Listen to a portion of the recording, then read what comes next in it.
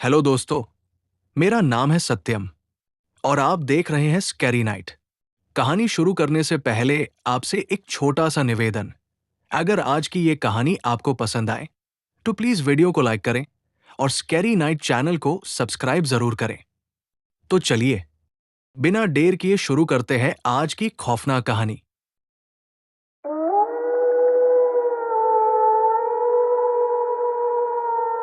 मेरा नाम अमन है। आज भी जब मैं ये कहानी लिख रहा हूं मेरी उंगलियां कांप रही है, क्योंकि जो मैंने देखा, जो मैंने सहा, वो सिर्फ एक कहानी नहीं थी।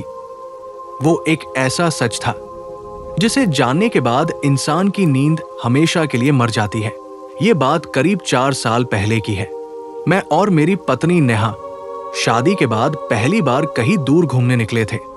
हम दोनों को पहाड़ों से बहुत लगाव था, इसलिए हमने एक ऐसी जगह चुनी जो शहर से बहुत दूर थी। देवगढ़। देवगढ़ एक पुराना इलाका था। ना ज्यादा लोग, ना मोबाइल नेटवर्क, ना शोर, बस घने जंगल, ऊंचे पहाड़ और अजीब सी खामोशी। रास्ते में एक बूढ़ा मिला। उसकी आंखें बहुत अजीब थी, जैसे उसने बहुत कुछ देख लिया हो। उसने हमें रोका और कहा, सूरज ढलने से पहले यहां से लौट जाना, क्योंकि रात को देवगढ़ जागता है। हम दोनों हंस दिए। हमें लगा कोई गांव वाला डराने की कोशिश कर रहा है। यही हमारी सबसे बड़ी गलती थी। शाम होने लगी थी और हल्की हल्की ठंड बढ़ रही थी। तभी हमें रास्ते में एक पुरानी हवेली दिखी। हवेली बहुत बड़ी थी, लेकिन पूरी तरह टूटी फूटी। खिड़कियां बिना शीशे की, दरवाजे आधे टूटे हुए। हवेली के चारों ओर काले पेड़ थे, जिनकी डालियां मानो किसी को पकड़ने के लिए फैली हों। नेहा ने मेरा हाथ कसकर पकड़ लिया। अमन, यहां कुछ ठीक नहीं लग रहा। लेकिन अंधेरा बढ़ चुका था और आसपास कोई दूसरा ठिकाना नहीं था। हमने हवेली में रुकने का फैसला कर लिया।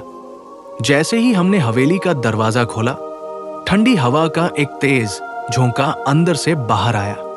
अंदर घुसते ही ऐसा लगा जैसे कोई हमें देख रहा हो। दीवारों पर अजीब निशान थे, जैसे किसी ने नाखूनों से दीवारें नोची हों। रात करीब 10 बजे अचानक हमें ऊपर से चलने की आवाज आई।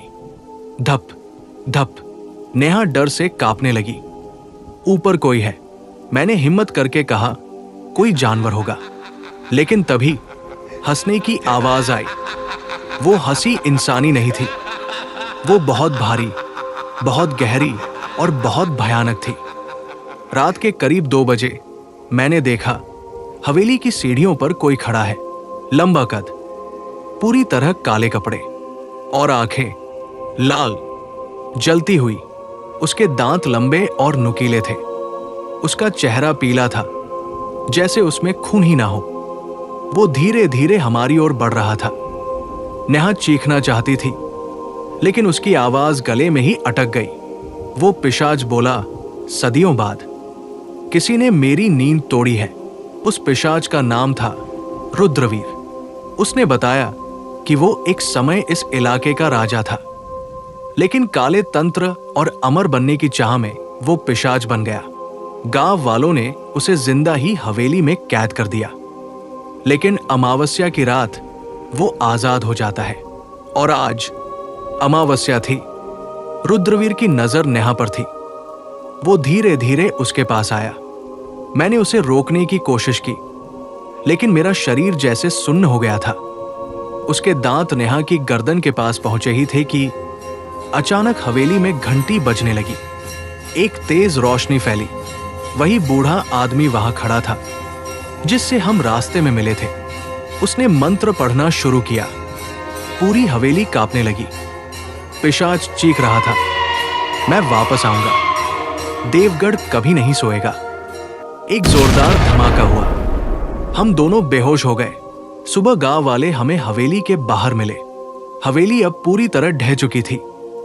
गांव वालों ने कहा, बहुत कम लोग देवगढ़ से जिंदा लौटे हैं। हम तुरंत वहां से चले आए। लेकिन कहानी यही खत्म नहीं होती। आगे क्या हुआ, जानने के लिए भाग 2 देखें।